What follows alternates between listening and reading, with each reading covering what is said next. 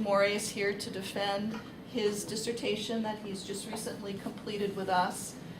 And David Young is the committee member who has worked with you in the past. I think you two knew each other in ICP.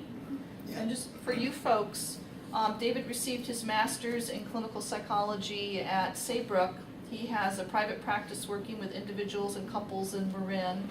He teaches grad classes in therapeutic communication, couples therapy, human sexuality, and existential psychotherapy, which is most pertinent for Matthew's work. And Jack, as you would know, holds a PhD in clinical psychology, is a prolific writer and scholar. His books have been translated in multiple languages. He trained as a monk in Thailand and is one of the formative founders of Buddhism in this country and in Europe. Very, very profound effect. After Jack got back from Thailand, he founded the Insight Meditation Center in Barre, Massachusetts, and then came out west and founded Spirit Rock. And he has been most helpful with Matthew on the Vipassana side of the house in this dissertation. And thank you both for being here. I myself am Janice Phelps, who you all know, and our videographer is Anna Makeda, who's in the back here. This will be put up online with Matthew's permission, so you can encourage your colleagues to watch this online later.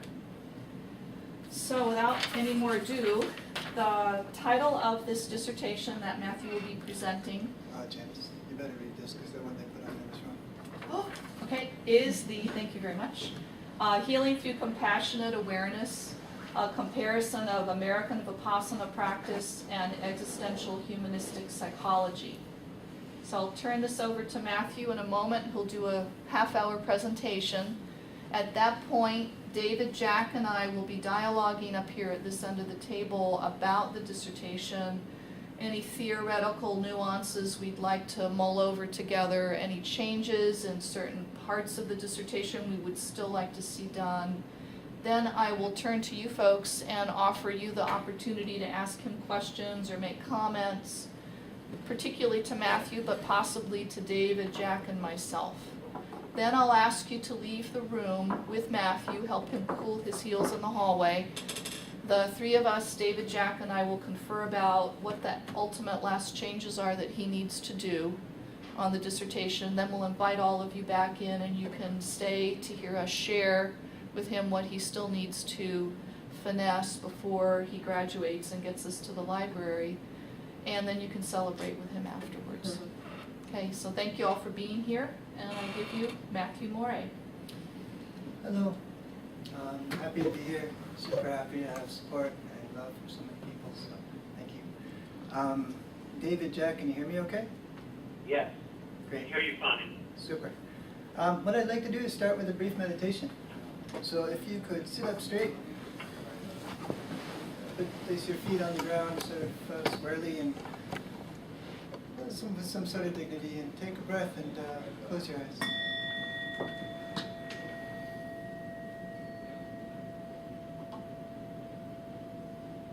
And in this moment, just see how it is to be you right now.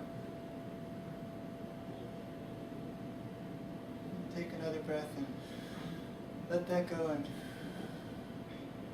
see if you can help your body to open and relax, noticing where there might be any tension and sending breath, relaxation, openness, release. I've got pretty much all the keys. I'm giving them all to get you And then see if you can find your breath. I need to close the door. I can't close the door because Find your breath wherever it feels strongest to you. And just follow this rhythm. It's always with you in this life.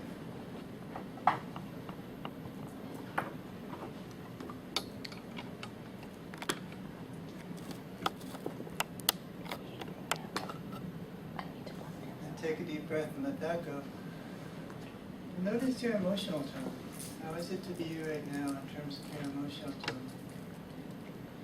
Feelings.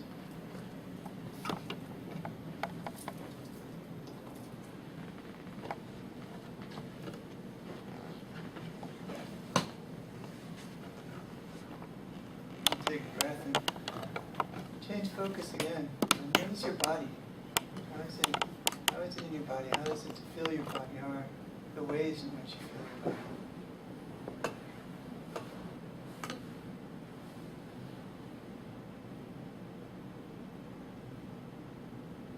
As your mind wanders off, notice what the thoughts are and what they're like, what they're made of, how they feel, what impact they have, these thoughts that come and go.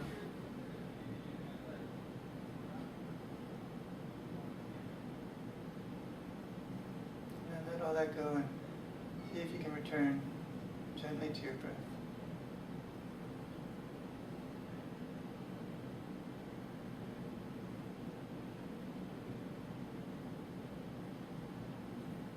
When you hear the bell, take a deep breath and open your eyes.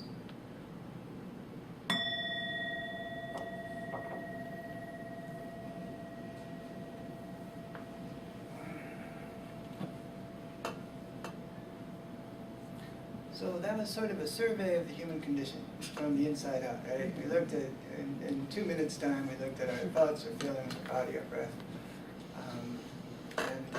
It was to a purpose.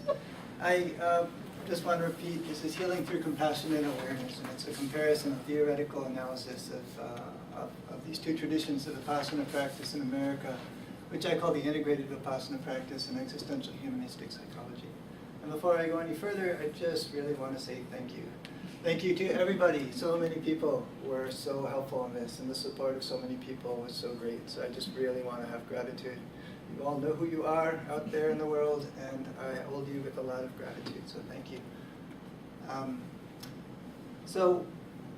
Before we really get started, I want to give two passages that sort of set the tone for where we're going to go.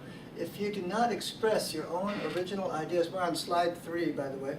If you do not express your own original ideas, if you do not listen to your own being, you will have betrayed yourself. This is Rollo May. The existential-humanistic psychologists include Rollo May, that I'll be using, include Rollo May, Irvin Yalom, and James Bugental. And this is Rollo May's passage, and I think it's a really good one to get the gist of where I'll be going, which is, if you do not express your own original ideas, if you do not listen to your own being, you will have betrayed yourself. Now, on the Vipassana side, we have Joseph Goldstein, who says, from this understanding of selflessness, now selflessness is like no self, emptiness of self, anatta in Pali. From this understanding of selflessness comes a deep connection with everything. From this understanding of no self comes a deep connection with everything. There is no one to be separate. And being nothing, you are everything. That is all. From this understanding of selflessness comes a deep connection with everything. There is no one to be separate. And being nothing, you are everything. That is all. The Vipassana practice that I'm looking at has to do with Spirit Rock and IMS, the American integrated Vipassana movement. So I'm not going to get too much into it, but basically the teachers connected with IMS and Spirit Rock. So I want to say that. And I think Joseph's comments here, they really get to where I want to go with this, which is the void, which is what we'll be visiting next. There are 4 elements of the analysis in my dissertation. They'll all be integrated here today, but these are the 4 elements of analysis. One is dukkha, as compared with angst. One is Buddhist liberation, as compared with existential freedom. We're on slide number 4 now. And the third is mindfulness, as compared with therapeutic presence. And the fourth is compassion, as compared with therapeutic concern. So when we look at the void, both of these traditions describe existence as a void. But the context of the void is very different, the quality of the void. But they do say that if you look inside, and you look and you look, and you continue to look, and you try to find what's there, what you find is emptiness. And they both use the word void and emptiness at different points. So let's take a look at how the existentialists perceive the void. This is Rollo May and Irvin Yalom in an article they did together. This existential view of freedom has terrifying implications. If it is true that what that we create our own selves and our own world, then it also means that there is no ground beneath us. There is only an abyss, a void, a nothingness. So this void is sort of stark. It's not necessarily a happy void. It has terrifying implications, right? If it's true that we create our own selves and our own world, then it also means that there is no ground beneath us. There's only an abyss, a void, a nothingness. This is important. This void is ominous. It's empty. It renders everything that we hold dear as unsteady elements in an indifferent enigma. Essentially what they're saying is that we create, they go back to Kant and the Second Copernican Revolution, we create our own universe, we create our own world through all the significance that we develop over the course of a life. But at the fundamental bottom of this, we don't really have anything solid to hold on to. We arise and then we pass and we're gone. And the void in which this self is ensconced is one of emptiness and one without any stability. So it's sort of considered a dark other in a way. So that gives you a sense of where I'm going with the existential perception of the void. Now the Buddhist conception of the void is wholly different. The difference is that with the Buddhists they perceive sort of soteriological perception of reality, that we can become one with reality, and in doing that, there is a sense of well-being, grace, love, compassion, harmony. All of that is innate in the void that the Buddhists describe. So here are two passages of the Buddhist conception of the context of the human condition. Goldstein says, the expression of emptiness is love. And Gina Sharp describes emptiness as a unity that is complete connectedness. So from this point of view, the void is beautiful. The void is complete, and that we are that void, and we always have been. So when you compare the two voids, they're pretty different. And the implications for healing that both these schools, both these traditions of healing have in mind are very different too. The next slide is slide 7. So if you look at the existential humanistic perspective on healing and health, what we find is that these scholars perceive an indifferent void, but they perceive an optimism in the face of the void. And that is that if we're proactive about our lives, we can create our own beauty. We can create our own lives that is in harmony with our deepest sense of self. So if we look at what's on slide 7 here, James Bugental says, people fear that once they take up residence in their own centers, they may never find the familiar world familiar again. That's true. Once we take up our own centers, we may not find the familiar world familiar again. And it takes courage to leave the self and world construct system that we create, that we feel safe in. But in doing that, it offers the opportunity to live fully. Rollo May and Irvin Yalom talk about the second part of this, which is if there is no preordained design in life, then we must construct our own meaning in life. We must construct our own lives. And so Bugental is saying it's not going to be familiar and it's frightening, but if you have the courage to look into the void, if you have the courage to look into the human condition, to look inside deeply and try to find what's there, then you have the opportunity to realize you have immense freedom to make your own life, to construct your own meaning in life, as Rollo May and Irvin Yalom say. So that's sort of the healing path that the existential humanistic psychologists promote. So the Vipassana people, if we look at slide 8, they talk about us already residing in perfection, residing in a beauty and a grace that is here before us, is here while we're deluded, and is here after us. It's an abiding perfection that we exist in.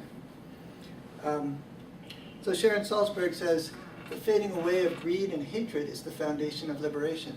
This is important because the healing they promote is that we get out of the way of the abiding perfection of reality, or whatever, however you would describe it. Get out of the way of the void, right? So we get to experience this gracious void. What keeps us locked in is we have our constrictions and our beliefs and all the things that keep us feeling sort of solid and separate from that which is. So the fading away of greed and hatred is a way of releasing a sense of self. That would basically make us feel separate from what is already there. And Jack Kornfield, pure consciousness is all of these qualities: integrity, joy, radiance, bliss. It is timeless, ever-present, completely empty, and full of all things. So this is what awaits us if we can surpass this sense of small self that we march around the world with. So pure consciousness, it's integrity, joy, radiance, bliss. It's timeless, ever-present. Ever-present is really important. It's here already. It's not a matter of discovering something new. It's a matter of unveiling one's eyes. So the perception of the void by the Vipassana people is a very different, a very positive aspect of what already exists. And so our business isn't to create, but to actually surrender into it. So compare these two passages. This is slide 9. Rollo May describes the urgent need for everyone to give form to his or her life. The urgent need to give form to his or her life. That's to develop a life, to create a life that's true and authentic with what's inside. We all have a life, and what are we going to do with it? Rollo May is describing this urgent need to create a life that's in accord with what's inside. That's really important. And Guy Armstrong describes this: so this element called nibbana is already here and now. And because it cannot be rationally understood, he says, I want to encourage you, please don't worry about it. Nibbana is already here and now. And worrying about it would only alienate you because it would reify a sense of self, a sense of needing to get somewhere or deficiency or something that would prevent you from actually experiencing nibbana. So he's saying, really you can relax. They're very different, right? Rollo May is saying, be proactive and create a life that's true. And Guy Armstrong is saying, we're already there. And this is, we're an element of beauty, so you can really relax and let go.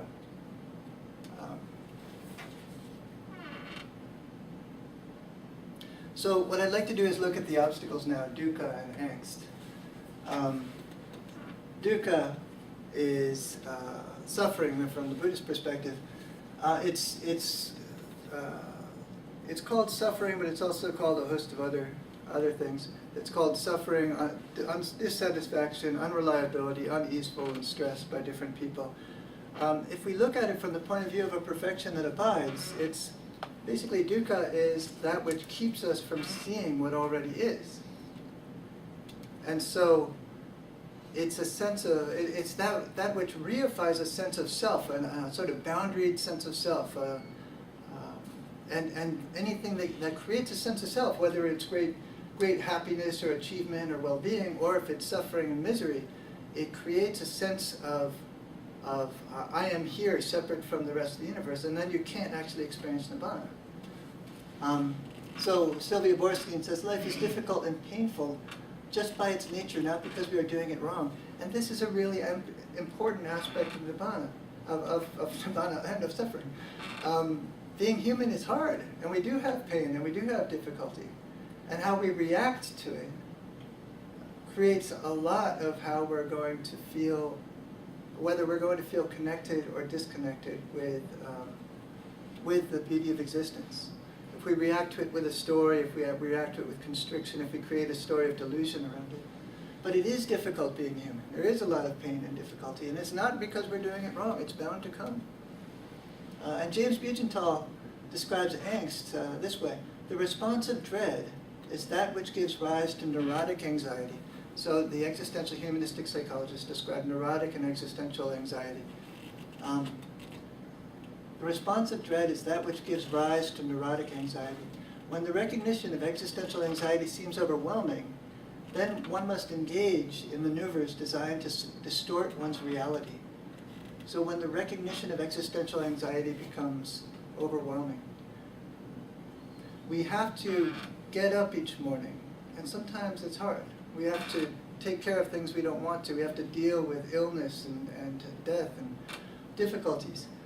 And to that degree to which we feel disempowered to actually take our lives and make what is true from it, if we feel disempowered, we turn to things like addiction and paralysis and dysfunctional patterns that are fear-based responses to existence, instead of the courage to face a world that is difficult, but that we can participate with authentically. We give up our authenticity if we live in fear.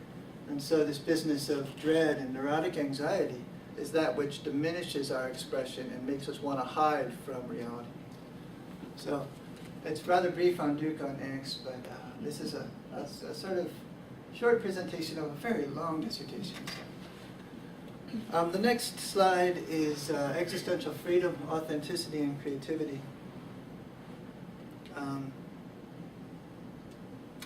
We have a certain responsibility to embrace our own authenticity, and from that create our own lives. So James Bugental says, when our being in the world is in accord with our nature of ourselves in the world, we are authentic. When our being in the world is in accord with the nature of ourselves in the world, we are authentic. We have our own unique expression, and we can manifest that. And the existential-humanistic perspective is we ought to not just manifest it, but creatively interact with reality in a way that that feels real and right and is enhancing or at least acknowledging that essential nature that's already there, that's our uniqueness. Rollo May says, freedom is man's capacity to take a hand in his own development. It's our capacity to mold ourselves. Yeah, so we have existential freedom, and that is, I broke it down as authenticity and creativity because I find that those two aspects are really helpful. One is to look inside and find what's true, and to sort out what's not true, to sort out what's fear-based, to sort out what's constricting us and keeping us from living a full life. And then the capacity to mold ourselves, I see, as creativity. We have a choice to do with what we want to in this life. We have immense freedom, and so many people don't honor that. And so the existential-humanistic school of psychology really encourages us to honor that, to really look into it. What's true inside, and then what can we do with it?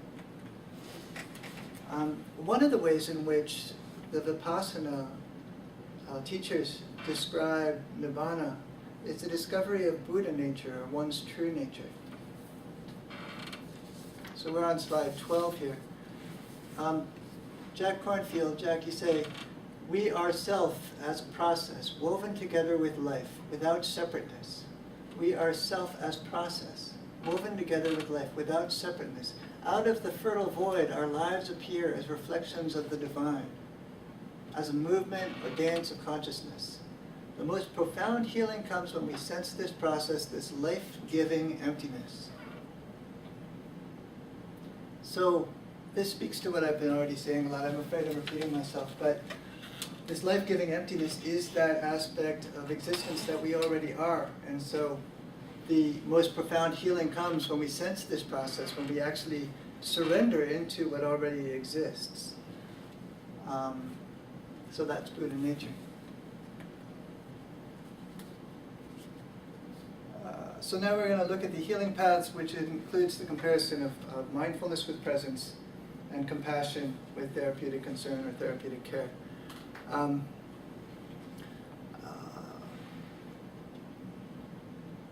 right, so the felt sense of the present moment is the locus of healing. The felt sense of the present moment in both these traditions is the locus of healing. If you look into how you are right now, that's where you're going to find, you'll find the malady, you'll find the healing path, and you'll find the reward. It's already there. And what we can do is look inside and as a way of untying inner knots and constrictions and bringing ourselves into greater harmony. So in terms of mindfulness, Joseph Goldstein says mindfulness is that strength of awareness that can see one's immediate experience, feel it, be with it, without grasping, without aversion, without identifying with it. Mindfulness is that strength of awareness that can see, experience, feel it, be with it, without grasping, without aversion, without identifying with it. It's being with what is.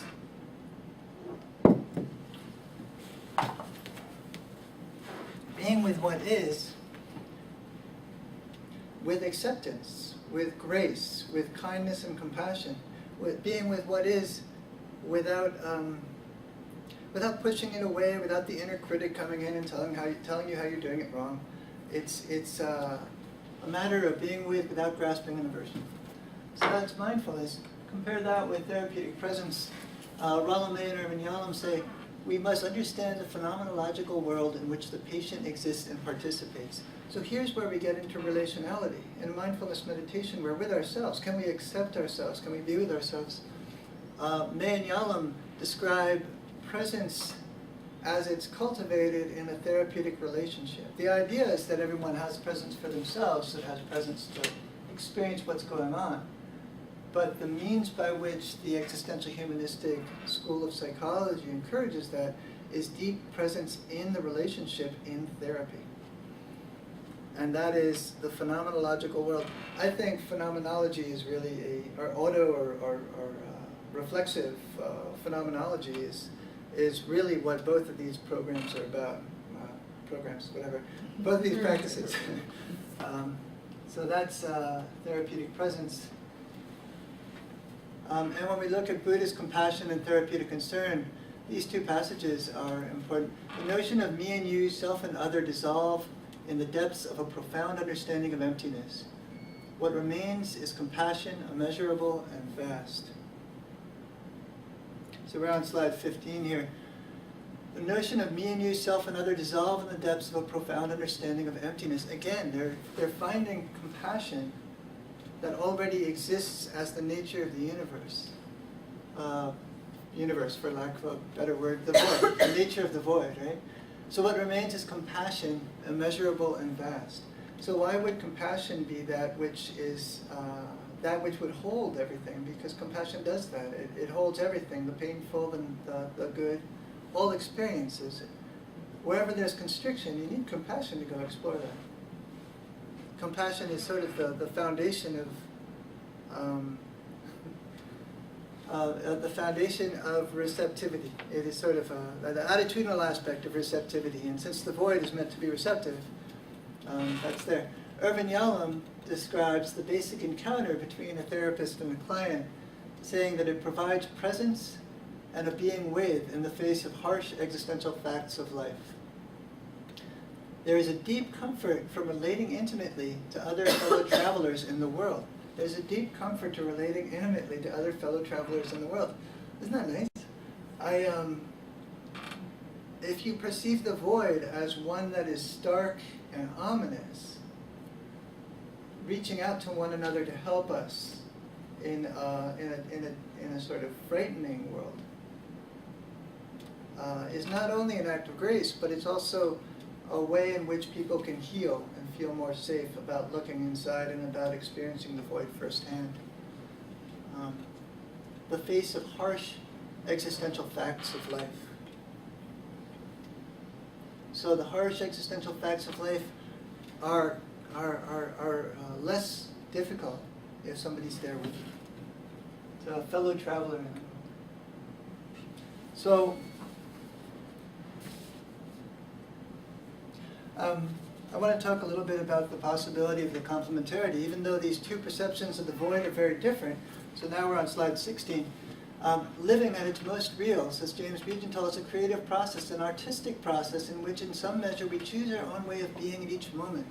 We create our own lives, and our lives are there for us to participate with fully. And we have a life, whether we know that we're of the void or not, and we have to do something with it.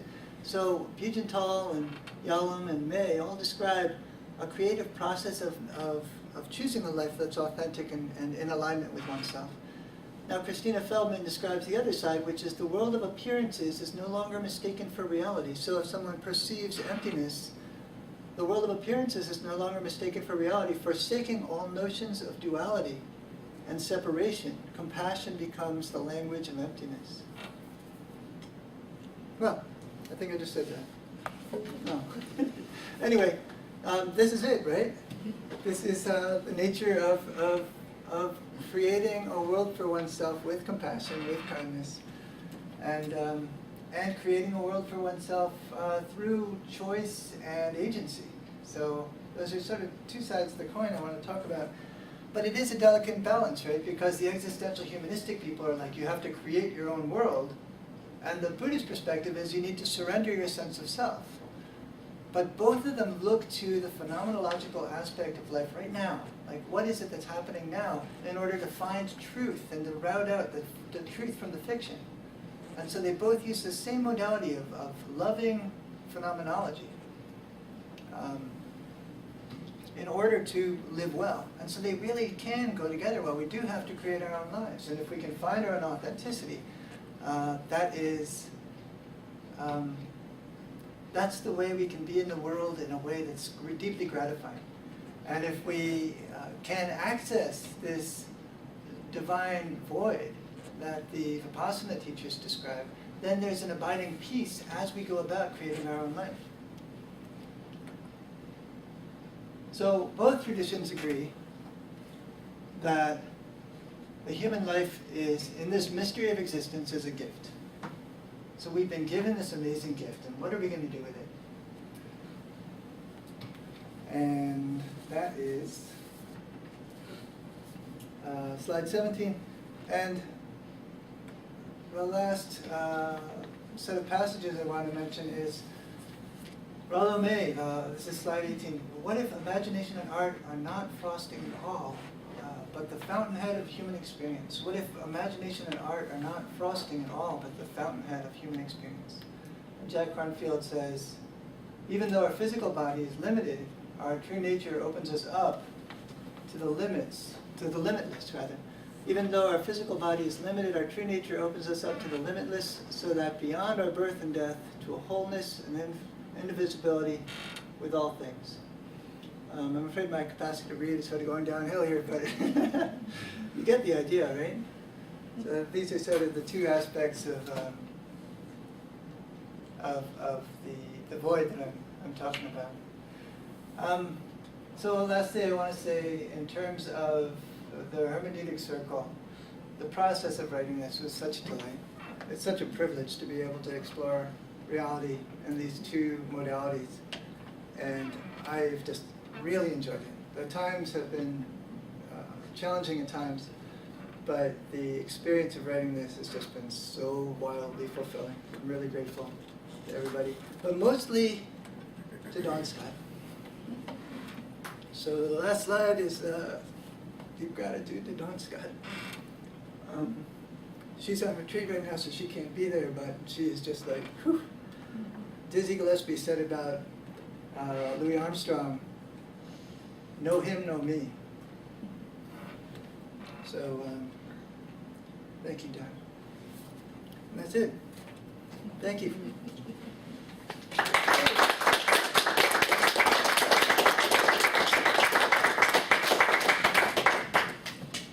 So thank you, Matthew.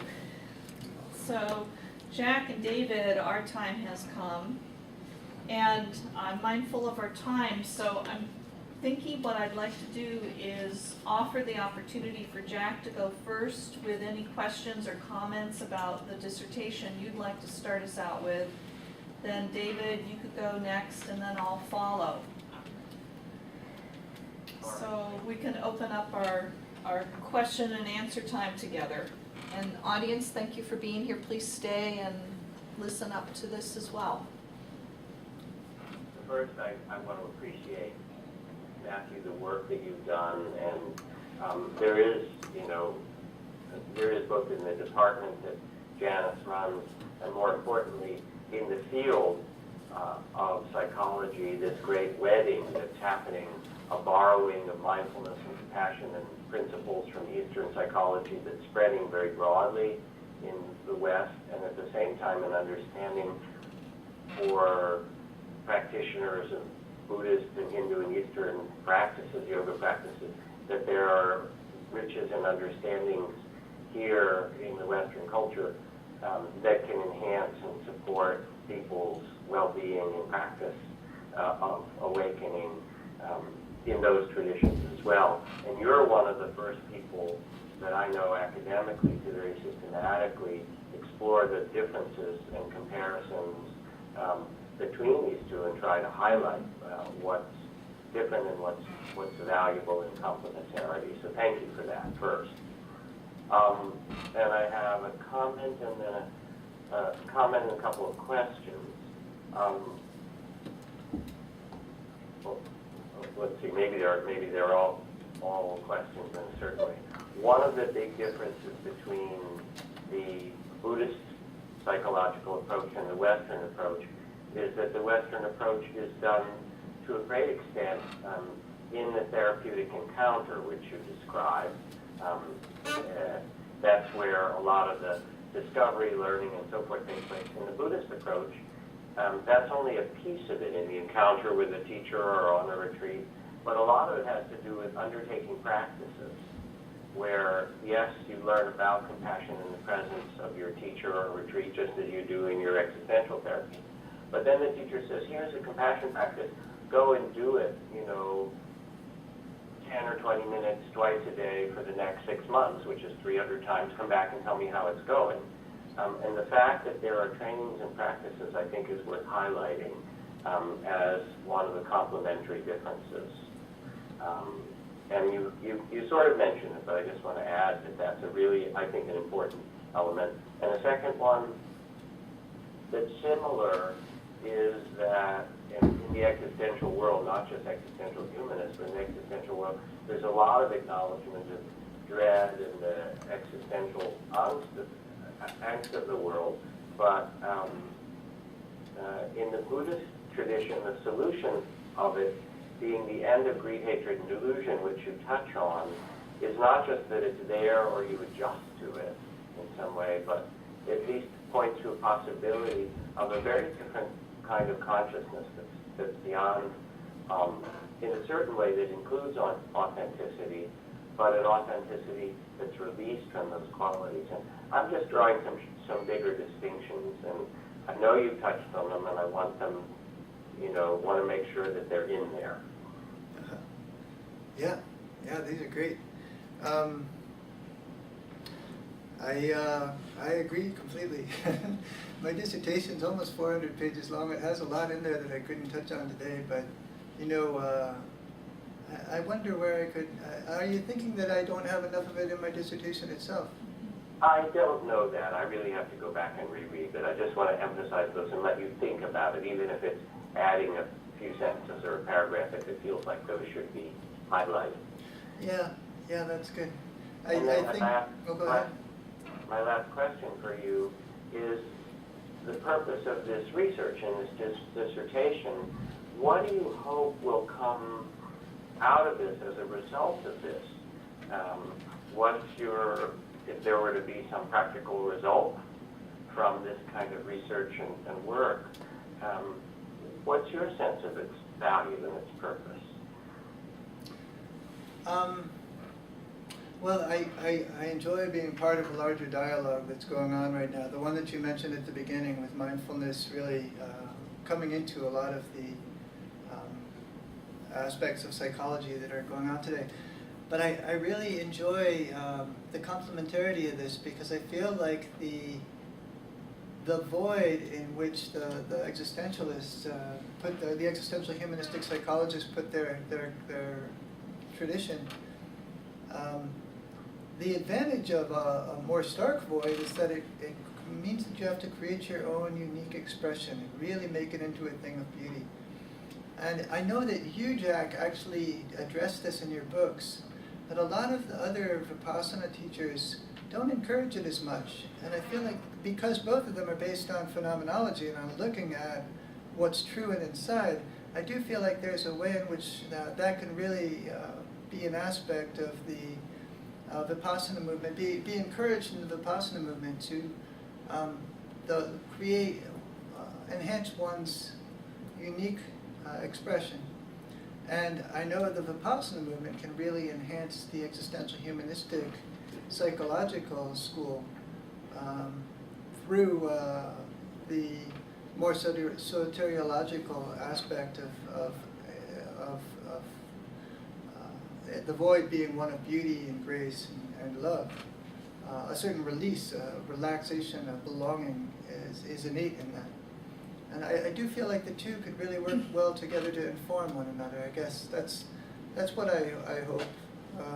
And I've just really enjoyed doing it too. So from a perfectly selfish point of view, I've enjoyed that. Does that So you address- want, so in a certain way, you want to influence both traditions and get the Vipassana people to appreciate more the creativity, creative authenticity, and so forth, as you said, and the existential humanists to get, get a better life in the void and see the beauty of it and so forth. Yeah. And that there's a desire both to study it, which was great pleasure, but also in some way to get these two different groups to see values, things that they can borrow or learn from one another. And hopefully you'll write an article or two that highlights that, that would be read by the people in these two communities at some point. Yeah, thanks. I'd like that. I'd like to. I looked at a lot of other comparative articles, and it didn't feel to me like people were getting the complementarity as well as I would like them to. It feels more like one side would sort of have an authority over the other. Yeah, exactly as you put it. Well, Jack, I'd like to jump in and get back to your first 2 points. I thought they were very valid. And I'd like to make a proposal to all three of you that in chapter 5, where you're talking about the benefits and practices of healing and health, I think that would be a very good place for you to put in a page or two. I think, Jack, beyond a couple paragraphs about the practices that are utilized in Vipassana and what the purposes of them are. Because a lot of what's in chapter 5 is more the subjective experience of healing, whether it's in relation to the existential psychotherapist or whether it's in relation to one's experience of presence, etc. You don't deal too much with practices that are done. I think it would be very fair to include that, because you do a lot on psychotherapy in that chapter. Yeah. So that would be my proposal on that one, Jack. Does that sound something suitable? It does, thank you. And then the second one on authenticity is one we hashed around about, Matthew and I, and decided the focus on complementarity, given the scope of the dissertation already, was a fine way to go. But I know we may have underutilized the opportunity to state that there are vast differences ontologically between these two approaches, and in some ways they're very uncompatible. They are. We just haven't focused on that piece of it. So I'm wondering about your point beyond the authentic characteristics of being in the world from the existential point of view has an overemphasis on agency and personal uniqueness that doesn't really find a home well that's sustainable in the Vipassana worldview, that I'm wondering if we shouldn't actually address that there is something beyond authenticity. Can I jump in here for a moment? Please, sure. I remember someone once asked Jim Bugental and his wife Elizabeth Bugental if they could sum up their perception of life. And Jim said, you have to live the hand you're dealt. And which really speaks to the agency that Matthew you brought out so clearly. But Elizabeth Bugental said, life is about learning to love.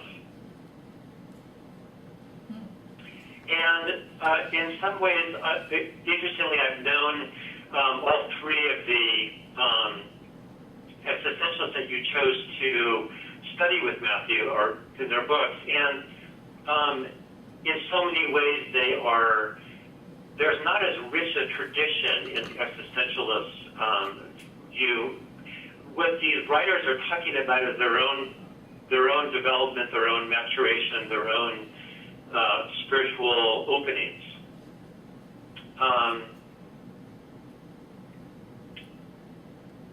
In some ways,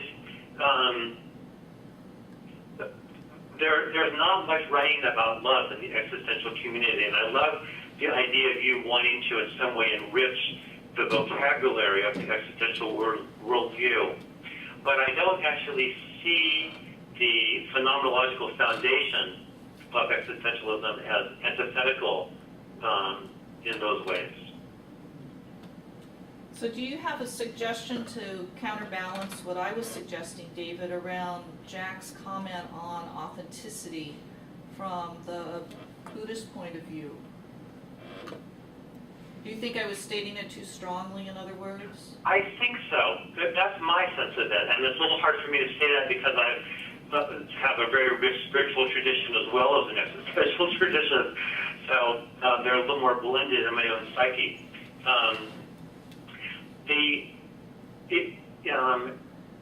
Sometimes I wonder, and I'm not certain about this, the way that Maslow talks about being needs, how he says that at the top of the pyramid, light comes through and the prism manifests in terms of love and truth and divinity, and they're all the same thing, just light being reflected in different ways. And I don't know if that's the case as we're comparing these two very different traditions. Jack, would you like to weigh in on this?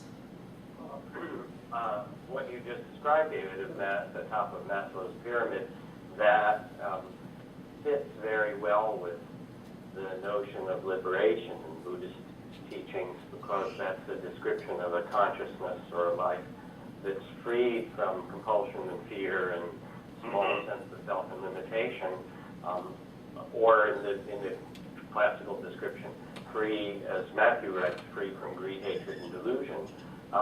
I think just a few sentences in the right place that simply notes that the emphasis on authenticity that's found in existential humanist tradition is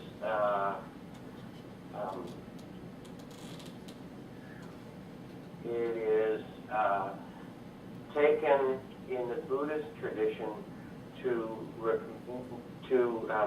the level in which real authenticity requires freeing oneself from greed, hatred, and delusion, a level of authenticity and liberation that in the existential tradition is best described by the top of Maslow's hierarchy or something like that. So it's something to clarify. Yeah. That would be fine. Oh, yeah. Great, wonderful synthesis, thank you. And I would imagine that could go scattered about in chapter 5 and 6, probably. Yeah, it sounds that way. So thank you for these comments. Jack, I want to do a time check-in with you. How are you with your time? How much more time do you need? I have another 10, 15 minutes. Okay. David, do you feel comfortable keeping our dialogue to about 5 more minutes? I do. I have a question that's not, which I can ask Matthew on my own, or if it's interesting to all, he can address it now. Why don't you do it now? What he's learned having done this dissertation. Did he come in with assumptions that were changed? Yeah, you want me to answer that? I'd love to know that, Matthew. That's a great question. I came in with a very lock, stock, and barrel dissertation already set in my mind.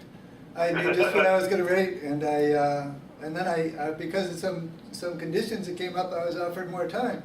The advantage of that was that I got to really go into these different levels of the void, and I just loved what I found.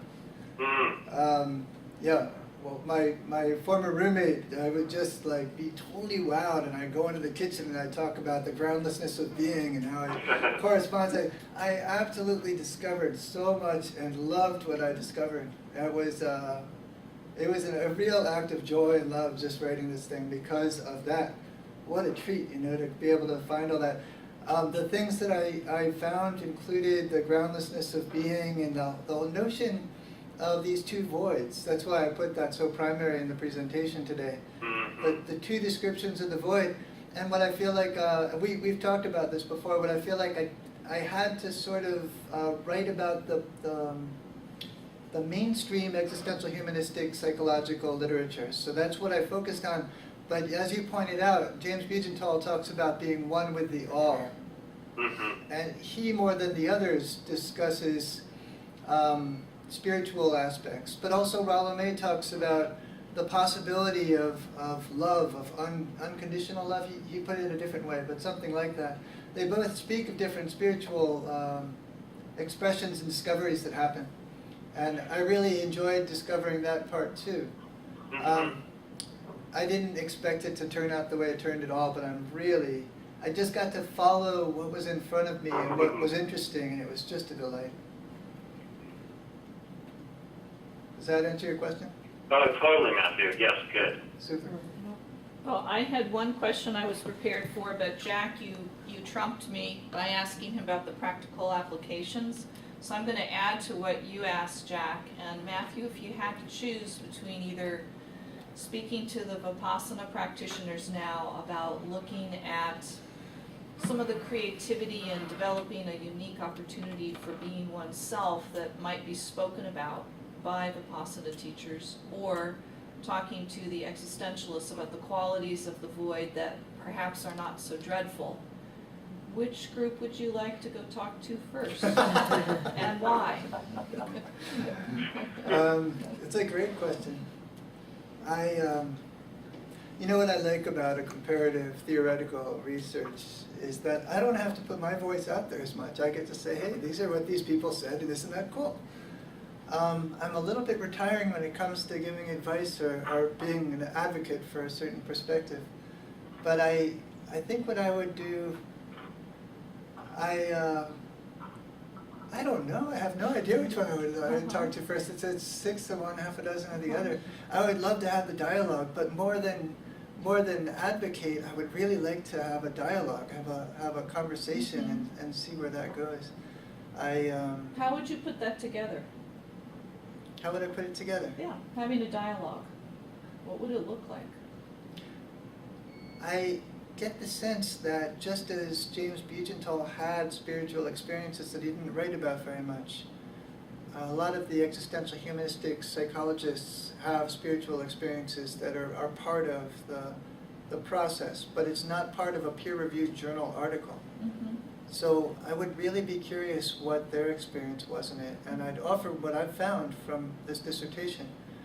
And with regard to the Buddhist community, I think that I found, especially Jack, in your writings, that there is an emphasis on finding your unique expression of existence as a unique human being. I would like to talk with people about that in the Buddhist community in order to encourage that to be a bit more prevalent. Not in a way that is like I need to develop an ego that will be defended against the surrender that would bespeak liberation. But in the sense that we're here anyway and we have to do something with our lives. Can we use phenomenology to discover what's true and best for us, to find out how to be in the world? Seems like you have something to talk about from your own point of view. So more food for thought on that. More food for thought. So I'm going to reverse things here for us, because right now we usually would have had the audience ask you questions, but I'm going to reverse that. We'll do that after Jack and David David and I confer right now, so I'll ask you all to leave with Matthew for a few moments and then come back, and we'll have opportunity for you all to speak, and David and Jack may need to leave at that point. So thank you, everyone. Don't go away. Come on back. Say, Jack or David, before you go. I just want to say congratulations to you, Matthew. It's a beautiful piece of work, and hearing you speak about it, and the engagement and the care and integrity that you brought to it, it's just great. So congratulations. Thank you. Thanks a lot. I second that fully.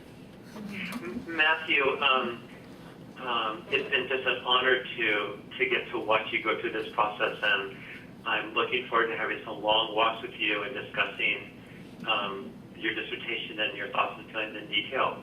Great. You did a really beautiful job. Thank you. Thanks so much. I look forward to it too. Well, thank you to you both. I wish you a wonderful afternoon on this beautiful day. And we'll stay in touch Thank you. for the miners' signatures on forms. Thank you, Janice. Okay. Thank both of you Thank so you. much. Thank you so much for being part of this. You both have meant the world to me. Take care, Matthew. Take care. Bye-bye. Bye-bye. Bye-bye. So, you ready for your audience? Yeah. Here they are. So, your job is to think of questions or comments or suggestions, anything you'd like to ask of Matthew. I can answer things if you have anything for me, but this is particularly for Matthew. So, who wants to start us out? Yeah, Stephen. One of the more disturbing experiences I had in Buddhism was on an Ango, a Zen retreat, where I was sitting in a group of people and we were talking about the void. And I just mentioned that to me, when I access that myself, I experience it as love. And I was so happy that you brought this up today.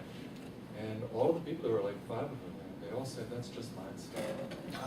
And I was really disturbed, and it actually was a catalyst for me moving away from the pure Buddhist path that I had been on, and moving actually back into Christianity, which is interesting, because I'm not a Christian, but to explore esoteric Christianity. So as I get that about you from the conversations that we've had, that you're very tender, and there's a lot of love that's just present in the space when I'm having conversations with you. So I was wondering if you could speak about that a little bit more, about this quality of love that you find in that emptiness. Great question. Yeah, thanks. That's a great question. I don't know if I can. I'd like to. See, it's what I said about the comparative theoretical research. I get to use other people's words. It's challenging to use your own. One of the things that Jack Kornfield says is that people experience it differently. Some people experience wisdom and joy,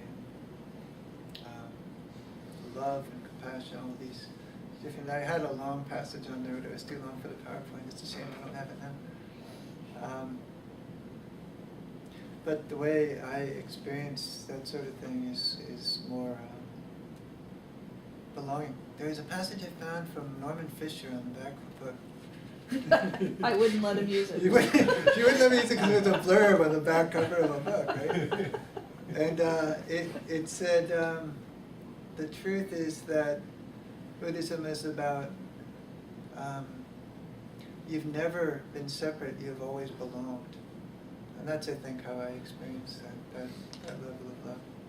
And that lack of separation is really deeply comforting, and to me a motivation to help people heal, to be with people, and to invite myself to heal too. A lot left to heal in this being. Yeah. Thank you. There was a moment on one of the slides in the middle where you were talking about compassion, where it took my breath away to hear you describe the receptivity quality of compassion amidst the void.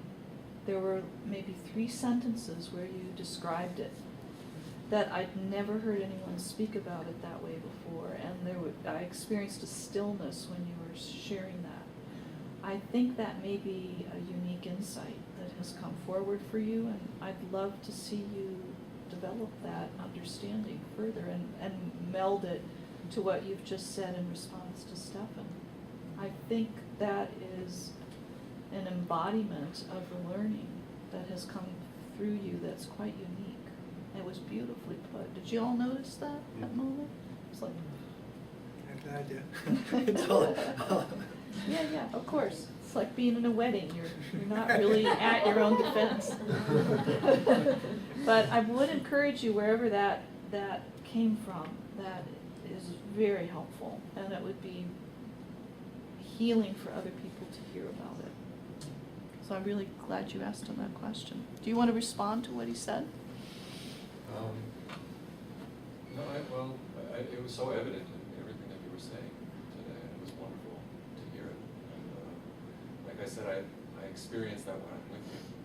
So I guess maybe it has to do with the difference between taking a kind of a dogmatic position or a doctrinaire position about the ideas that are present in any given teaching, and actually the lived experience of it, which comes very back to phenomenology. What is the actual lived experience of this? And for me, it's always been the quality of love. That's the only name that I can put to it.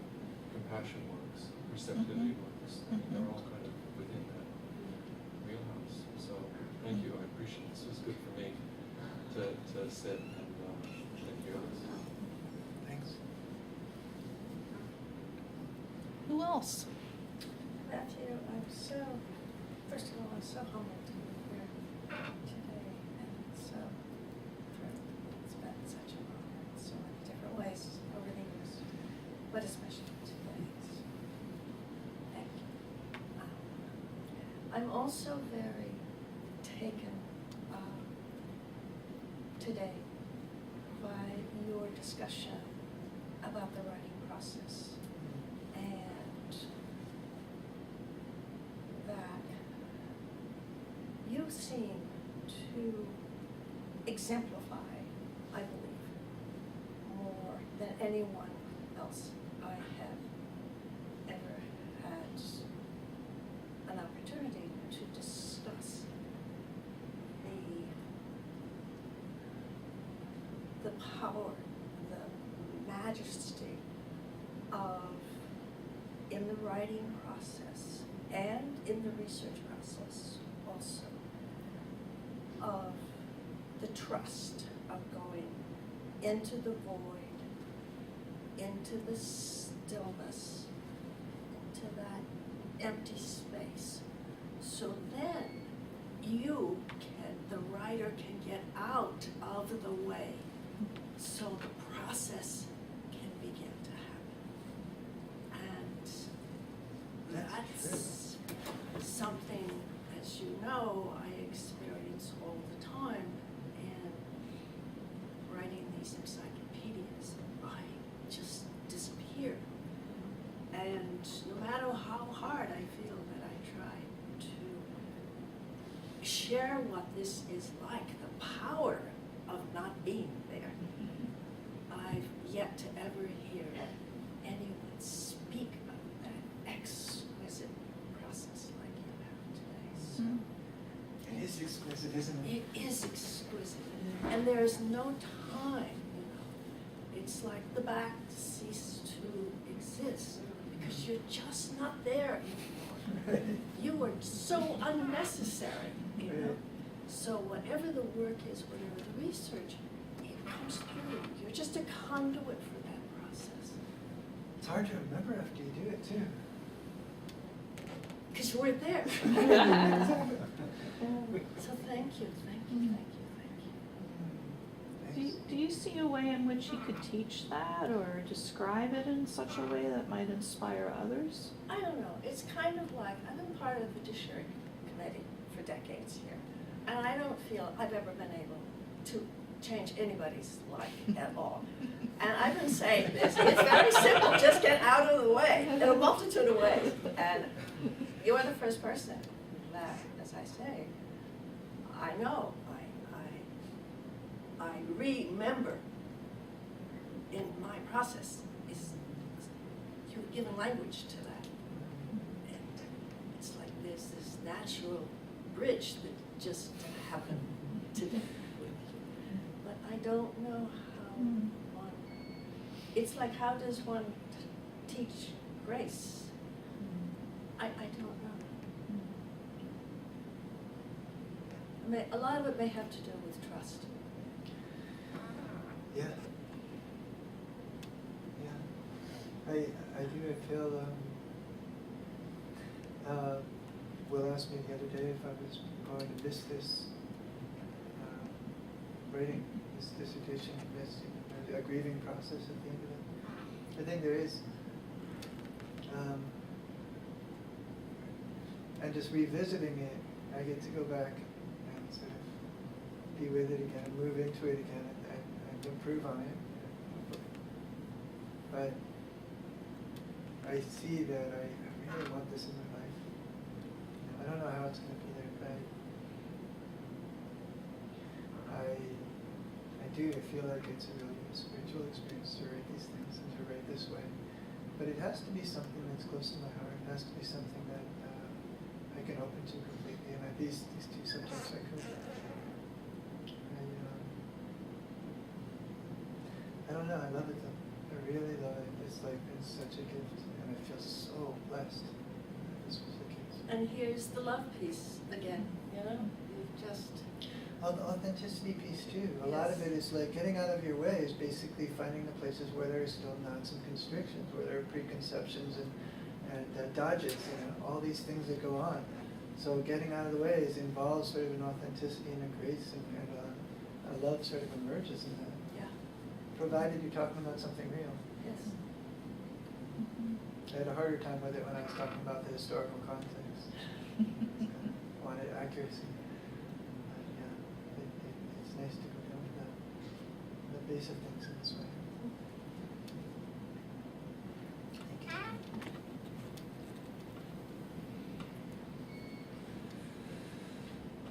Anybody?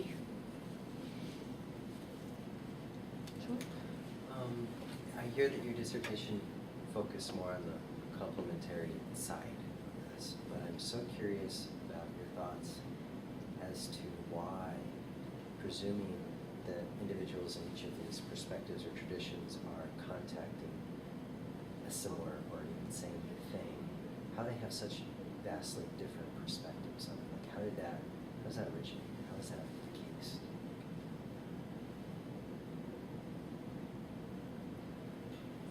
There's sort of a quick and easy answer. But my quick and easy answers have often proved to be less than complete, right? Well,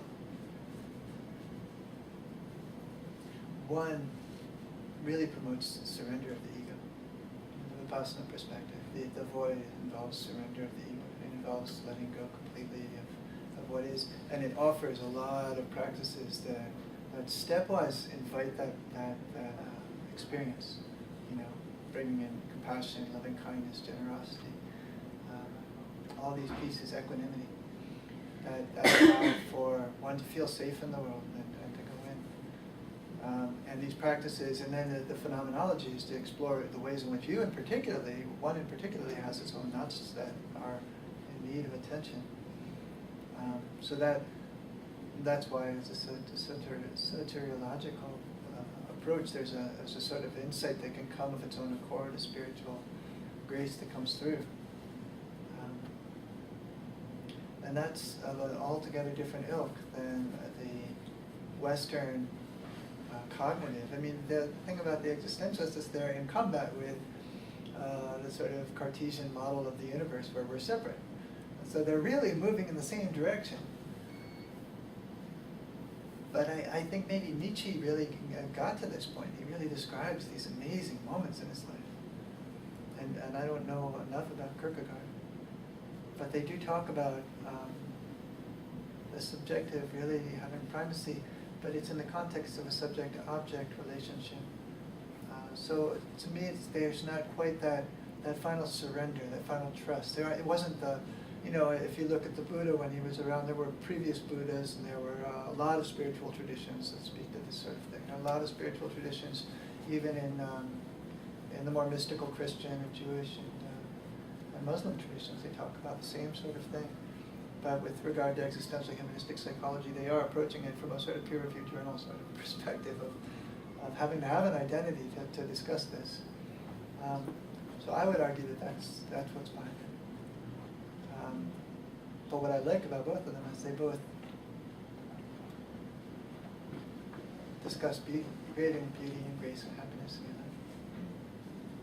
And they both, I think, work well together, provided, I've been through a lot of this, but I really like that aspect, that they both really promote living in harmony with your deepest sense and living in harmony with the void, sort of respectively. I feel like I want to weigh in on this a little. My hypothesis is that some of the existential approach is based on a real Judeo-Christian point of view where there is the subject-object difference and the body is not really to be trusted. There's a monotheistic God who sometimes is really wonderfully compassionate and sometimes is not. Sometimes you're told the inner is really grody and ugly and difficult and not to be touched, it's going to hell. Other times we're told in Judeo-Christian belief systems that it's the opposite. In Buddhism, it's pretty clearly one thing. There's not a contradictoriness about what's in there once you get in there. In Christianity, we're, I think, a bit ambivalent, and not that the existentialists would claim Christianity, but they're in that historical realm, and it's the cultural context they're coming from. So, not quite there yet. But I think you found a way to imagine them sitting at the same table, and in a way, the way you held these two groups suggested there's a wholeness there, which is really lovely. You held the two with great respect, and you found a way to find their common ground without overemphasizing it, which was no mean feat. Wow, I like the same table. Yeah, that's good. Anybody else before we close? We have time for one more. In terms of practice, I've had the privilege of talking with Matthew for about 7 years now. We would go on walks and discuss this philosophy that Matthew is thinking about. And one time I said, sometimes I think about killing people. I think about butchering people. And Matthew says, and this is to show his ability to be authentic and validate authenticity in practice, while still while giving the tools to strip away things that are unnecessary in society or that aren't very useful for getting along with other people. Matthew said, "How would you kill me?" And so I said, I'd stab him with a pen. And he said, "You can do that anytime you want. You think about stabbing me." And that was very validating of my authentic emotions. Mm-hmm. And also it made me feel safer and more capable of thinking about where these emotions come from and whether I need to be sitting with them. Yeah, that's really important. That's really important. That has to do with the acceptance, right? Because if we can't accept what's inside ourselves, then we can't heal. Mm-hmm.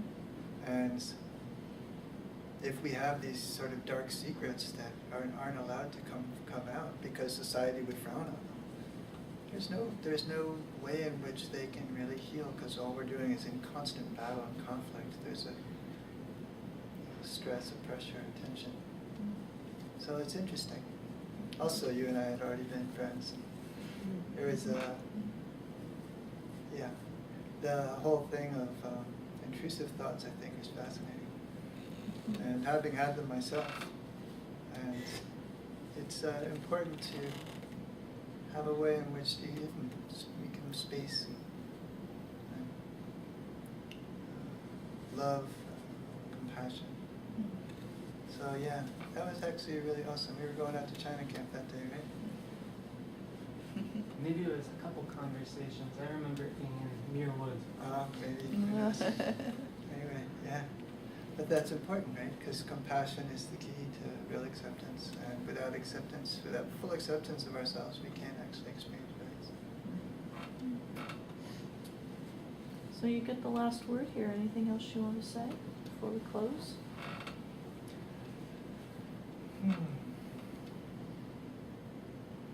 Just a lot of gratitude. A lot of gratitude. This life, this crazy life that I live. All the people who have been supportive. All of it. All this thing that goes on, whatever this isn't here, whatever this is out here. if we can look at it from the point of view of in and out. Real gratitude. And deep gratitude to you, Janice. You've been such an incredible help. Thank you so much. Couldn't have done it without you. You did good. Thank you. Thank you all for coming. Yeah, thank you very, very much. So let's give him a round of applause.